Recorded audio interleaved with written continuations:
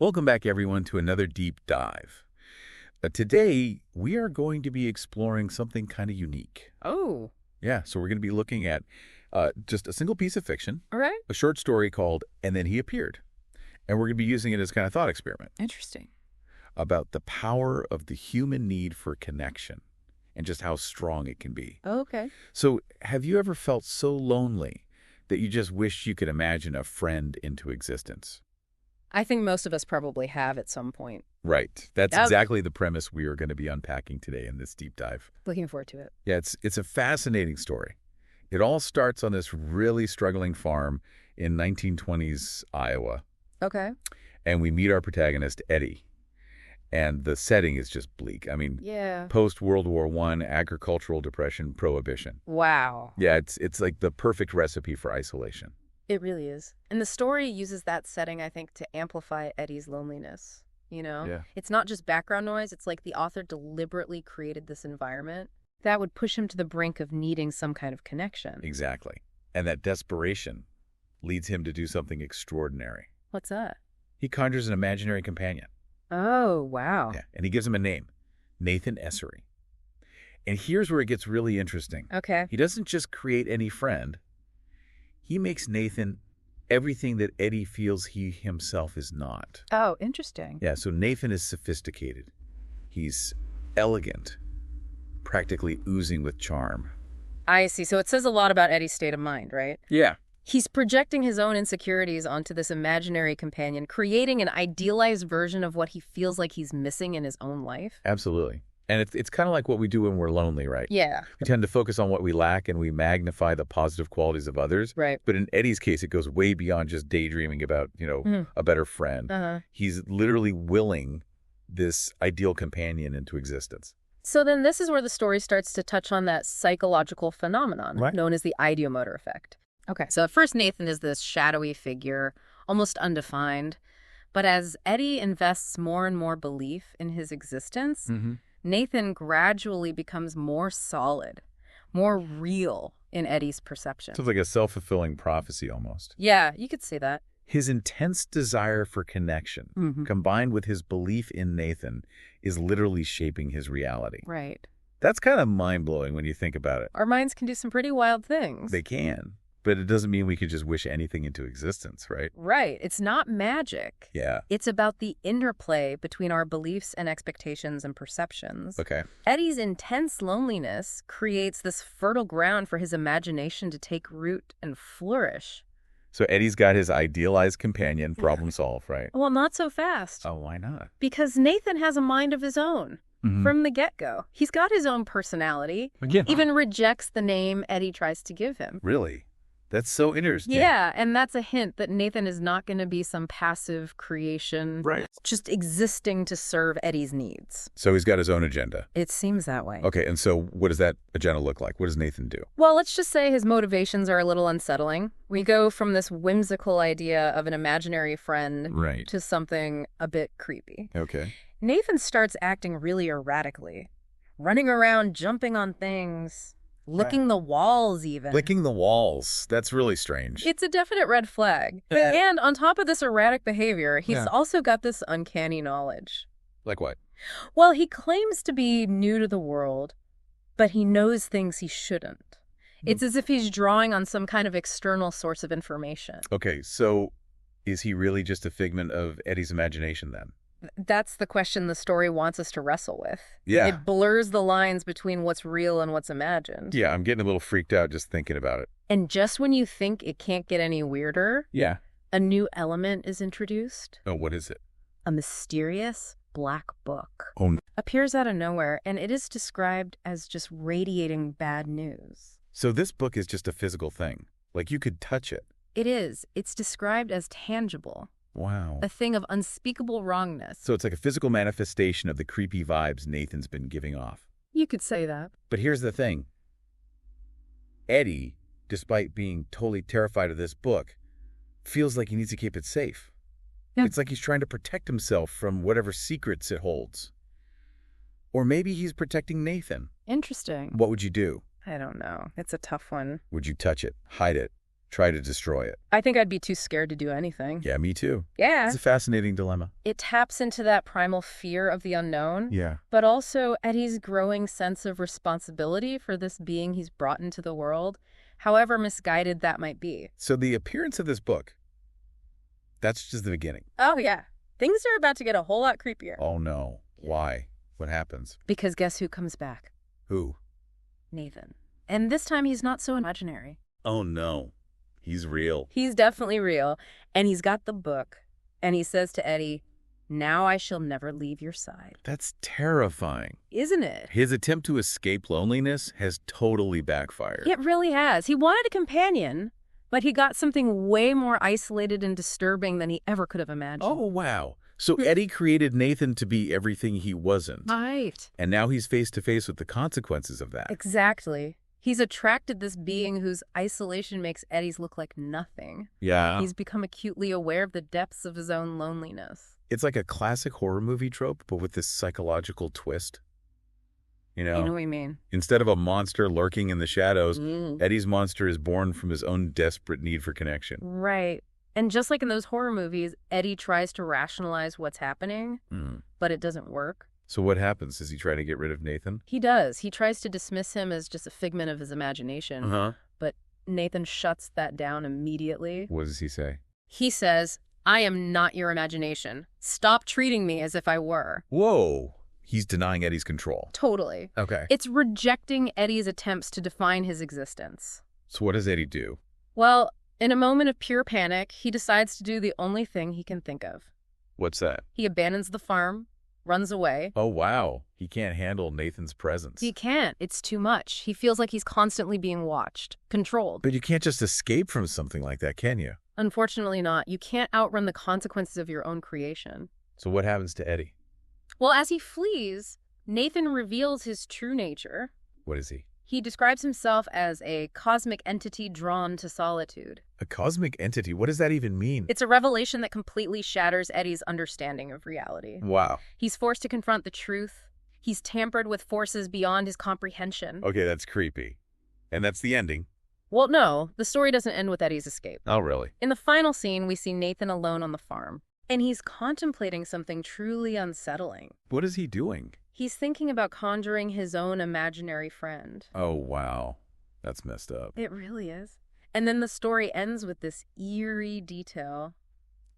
All sound disappears from the farm. That's so creepy. It's a subtle but powerful image that really drives home the sense of unease and isolation. Yeah.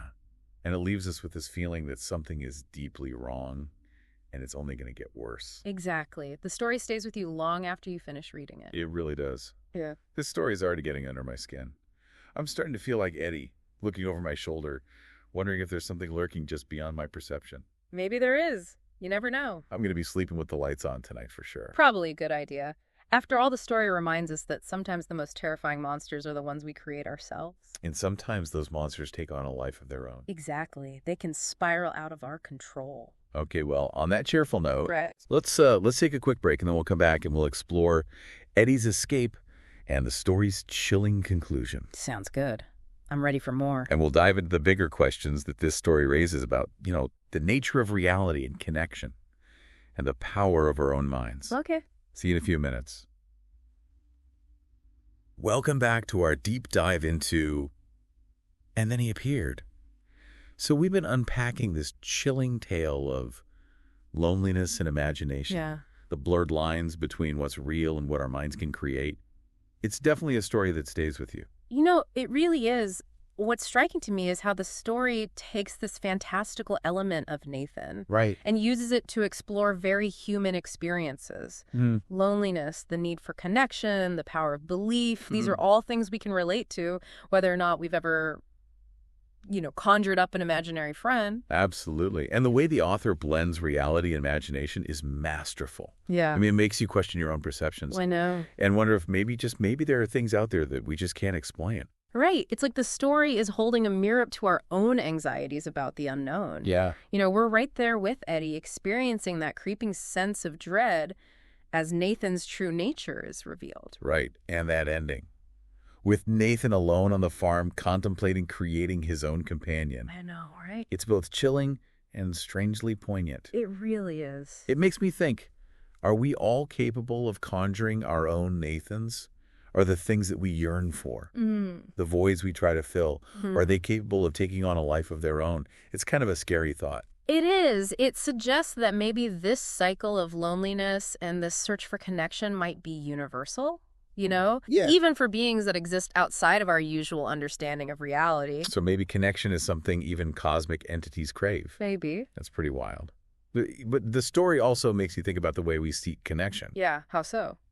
Well, Eddie's yearning for companionship leads him down this really dark path. Right. It's almost like a cautionary tale about the dangers of trying to find fulfillment just through external means. That's a good point. I think the story really speaks to that human tendency to look for external solutions when we're struggling with something internally. You know, Eddie's loneliness, it's a symptom of a deeper disconnect. Right. And conjuring Nathan is just masking the problem. It's not actually addressing it. It's like putting a Band-Aid on a broken bone. Exactly. You might feel some temporary relief, but you're not actually dealing with the root cause. And sometimes those quick fixes can actually make things worse. Yeah. In Eddie's case, his attempt to escape loneliness just leads him into a situation that's way more isolating and terrifying than what he was trying to escape. So, okay, let's dive into some of the more specific elements of this story. Sure. Starting with that creepy black book. Yeah. I mean, it just shows up out of nowhere. It does. And it's described as this object of pure evil. Right, a thing of unspeakable wrongness. I mean, talk about foreshadowing. Oh, yeah, for sure. And the fact that Eddie, despite being so terrified of it, feels compelled to keep it safe. I know. It's so interesting. It's like he's both repulsed by it Yeah. and drawn to it at the same time. It speaks to that duality of human nature, you know? Yeah. We're attracted to and afraid of the unknown all at once. Totally. And then there's that really cryptic poem that appears in the book. Oh, yeah. Slumber, watcher, till the spheres 26,000 years have revolved, and I return to the spot where now I burn. Chills. It's like straight out of a Lovecraft story. Totally. It really adds to that cosmic horror vibe. Definitely. And I think it points to this bigger theme that runs through the story. Oh, okay. What's that? This idea that there are forces at play beyond human comprehension. So we're just getting these little glimpses Right. of this massive cosmic tapestry. And the things we see are both awesome and terrifying. Yeah, I think the poem also suggests this kind of cyclical nature to these events. You know, like this isn't the first time something like this has happened. Yeah. And it really evokes a sense of this vastness of time, these time scales that are beyond our understanding. So it makes us feel really small. Exactly. So how does the poem tie into the bigger picture? What do you think it tells us about Nathan? Well, I think it suggests that Nathan is more than just an imaginary friend. Okay. He's connected to something ancient and powerful. Right. Something that we can only glimpse through these cryptic clues. And the book itself Yeah. seems to be a key to understanding his true nature. And it's interesting that the book appears after Nathan starts acting so creepy. It's like his presence somehow summons it into being. Okay, so it's another layer to the ideomotor effect. Exactly. Maybe it's not just Eddie's belief in Nathan that's shaping reality. Okay. Maybe Nathan's own presence is warping the world around them. So we've got this creepy book, this cryptic poem, and an imaginary friend who's not so imaginary anymore. Right. And then there's that moment when Nathan comes back. Oh, yeah. And he's holding the book. Uh-huh. And he says, "Now I shall never leave your side." Chills. It's like Eddie's creation has taken complete control. It's a total reversal of power. Eddie conjured Nathan out of this need for connection. Right. But now that need has become his prison. He's trapped by his own creation. He is. His loneliness is now amplified by the constant presence of this really disturbing being. And the way Nathan says that line, Yeah. it's not a statement. That's It's a threat. Definitely. And it makes you think about the nature of free will. No. Did Eddie actually have any control over Nathan at all? Or was he just a pawn in this larger cosmic game? The story leaves that open to interpretation. It does. Which just adds to the overall sense of unease. It's like the story is telling us that sometimes the things we crave the most can also be the most dangerous. Yeah. Our desires, our yearnings, they can lead us down some pretty dark paths if we're not careful. Especially when we're dealing with the unknown. Okay, so what do you think, listener? Is Nathan a demon?